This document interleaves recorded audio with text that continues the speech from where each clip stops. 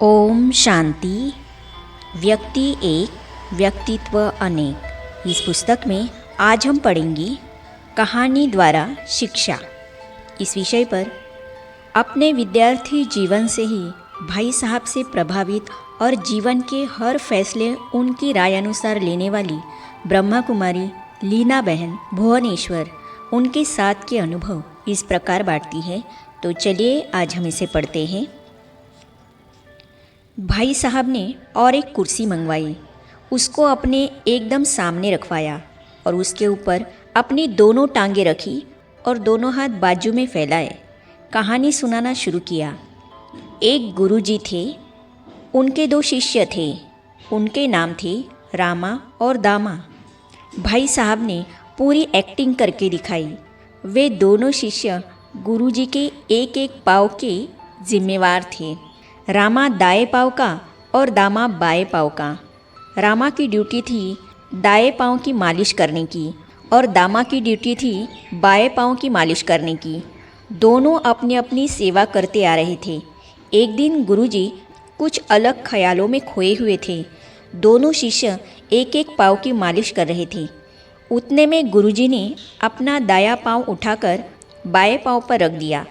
भाई साहब ने ऐसे ही एक्टिंग की। जब गुरुजी ने अपना दायां पाँव बाएं पाँव पर रख दिया तो दामा जोर से चिल्लाया, हे रामा, तेरा पाँव मेरे पाँव पर आ रहा है, संभालो उसको। रामा ने उस पाँव को उठाया और सीधा रख दिया। गुरुजी अपने ही विचारों में थे, बड़े आनंद में डूबे हुए थे। 3 मिनट के बाद गुरुजी ने फिर अपना दायां पाँव उठाकर बाएं पाँव पर रख दिया। फिर दामा ने रामा को थोड़ी आग दिखाई और बोला, देख, यह बहुत गड़बड़ हो रही है, तुम्हारा पाँव मेरे पाँव पर क्यों आ रहा है। फिर रामा ने उस पाँव को उठाया और उसकी जगह पर रख दिया। फिर गुरुजी ने वैसे ही किया। यह क्रम 4-5 बार चलता रहा। अब दामा से बिल्कुल सहन नहीं हुआ और कहा, रामा, तुम्हें यह अंतिम चेतावनी देता हूँ, इसके बाद तुम्हारा पाँव मेरे पाँव पर नहीं आना चाहिए। रामा ने गुरुजी का पाँव उठाया और यथास्थान पर रख दिया। थोड़े समय के बाद फिर गुरुजी ने पाँव उठाकर बाएं पाँव पर रख दिया। यह देखकर दामा बहुत गुस्से में आया और कहा, मैं तुम्हारे पाँव को कुल्हाड़े से काट देता हूँ। तुम्हारे पाँव की इतनी हिम्मत कि मेरे पाँव पर आकर बैठे। जैसे ही काटने के लिए उसने कुल्हाड़ा उठाया, गुरुजी ने देख लिया भाई साहब बहुत प्यार से, आनंद से और सुंदर तरीके से एक्टिंग करके दिखा रहे थे। वो देखकर हमें बहुत मज़ा आ रहा था, लेकिन उनके चेहरे पर जो करुणा थी, जो भाव था, उसे देखकर हमें लगा कि भाई साहब इस कहानी द्वारा हमें एक संदेश, एक पाठ समझाना चाहते हैं। भाई साहब हमें बताना चाहते थे कि दोनों पाँव गुरुजी के ही हैं, सारी सेवाएं बाबा की हैं। कुछ भाई बहनें समझते हैं कि यह मेरी सेवा है, यह तेरी सेवा है।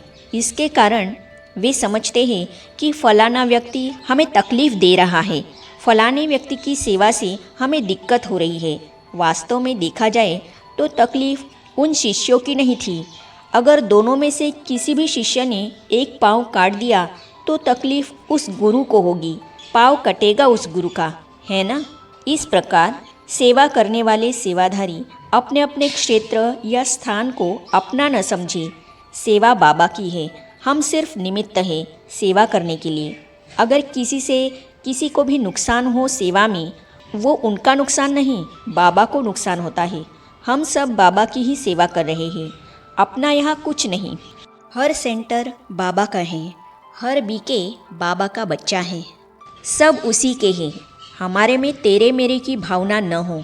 यह पाठ भाई साहब ने हमें कहानी कहानी में समझा दिया। यह उनकी बहुत बहुत ऊंची सोच थी।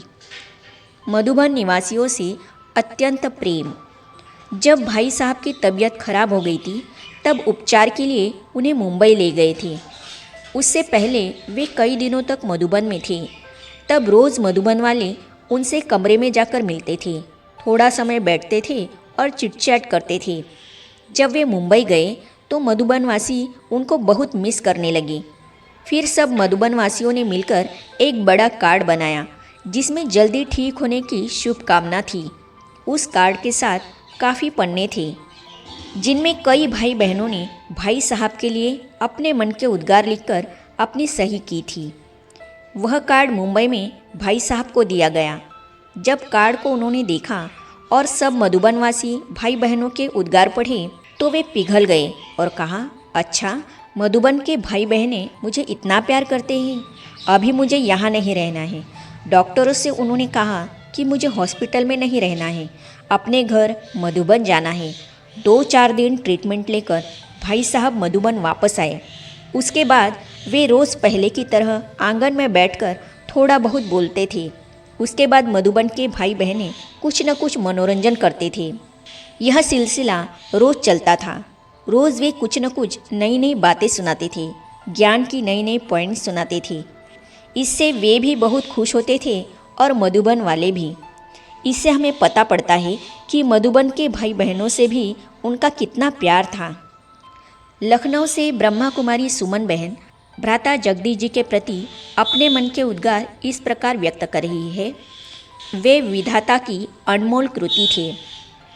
अपनी रचना के पतन एवं उनके आह्वान को देखकर जगत नियंता फिर से जब नवनिर्माण के लिए इस धरा पर अवतरित होते हैं, पर अपनी बात बताने एवं समझाने के लिए ज्ञान सागर को ब्रह्मातंत्र का आधार लेना पड़ता है।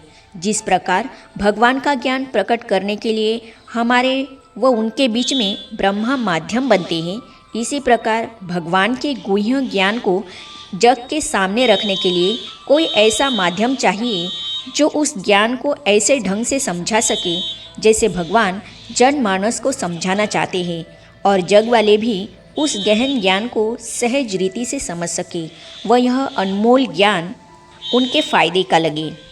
भगवान सिर्फ उन लोगों के सामने प्रत्यक्ष होता है जो उनकी बातों को सुनने की अभिलाषा रखते हैं और समझते हैं। वह उन बच्चों से बात करते हैं जो उसकी बातों की वैल्यू समझते हैं। वे कोई भाषण या प्रवचन नहीं करते हैं, अपने बच्चों से बात करते हैं। फिर उनकी अर्थात भगवान की बातें सारे जग में कैसे पहुंचाई जाए और कौन पहुंचाए। ब्रह्मा बाबा पहुंचा सकते थे क्योंकि वे अनुभवी मूर्त थे, परंतु ब्रह्मा बाबा के साथ तो स्वयं भगवान रहते थे, इसीलिए वे जनता के बीच गली गली कैसे जाते।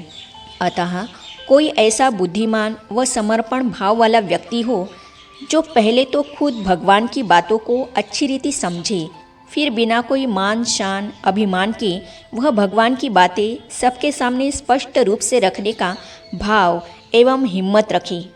क्योंकि जो मान्यताएं 2500 वर्षों से चली आ रही थी, उनके विपरीत बात जनमानस में रखना और जिन मान्यताओं का संबंध भावना से जुड़ा हुआ हो, उनको तोड़कर नई मान्यताओं के प्रति भावना बैठाना, जिनका कोई प्रैक्टिकल प्रमाण न हो, विज्ञान की नई बातों को कहने में व्यक्ति फिर भी नहीं डरता, क्योंकि वह तो स्थूल चीज़ों की बातें होती हैं जो किसी न किसी यंत्र के माध्यम से देखी जा सकती है।